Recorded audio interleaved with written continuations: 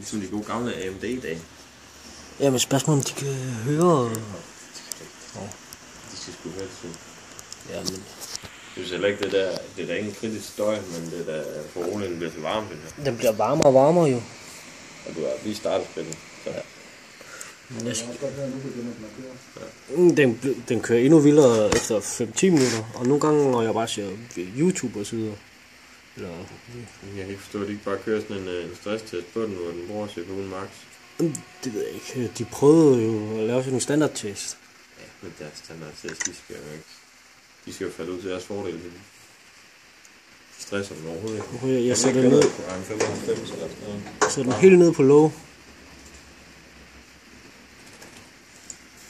Altså en computer til 19.000.